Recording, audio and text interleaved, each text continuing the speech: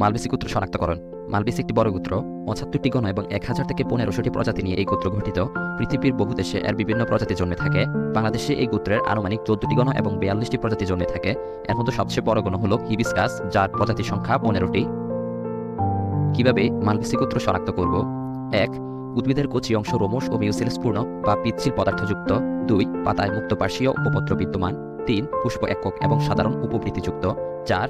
দলমণ্ডল twisted বা পাকানো। ৫. পুংকেশর অসংখ্য, একগুচ্ছ, পুংকেশরীয় নালিকা গর্ভদণ্ডের চারিদিকে বেষ্টিত। ৬. পরাগধানী এক প্রকোষ্ঠী ও বৃক্কাকার। ৭. পরাগরেণু বৃহৎ ও কণ্টকিত। ৮. অমরাবিন্যাস অক্ষীয়। মালবেসি গোত্র শনাক্ত করার জন্য নমুনা হিসেবে একটি জবা ফুলকে নিয়েছি, যার scientific name hibiscus Rosa sinensis.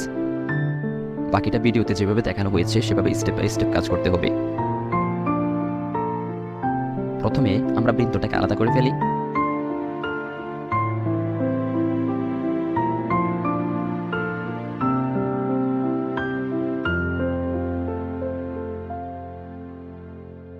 এরপর উপবৃত্তাংশকে আলাদা করি।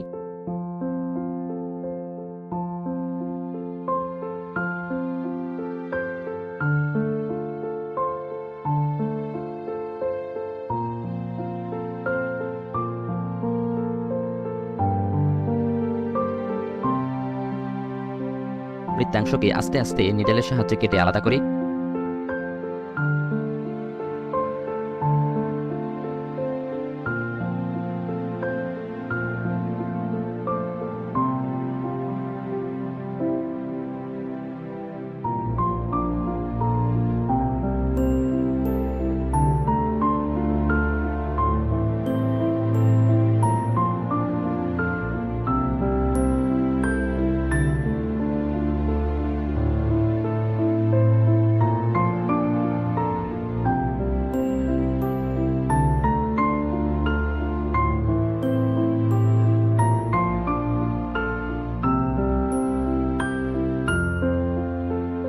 পাপড়িগুলোকে আলাদা করি।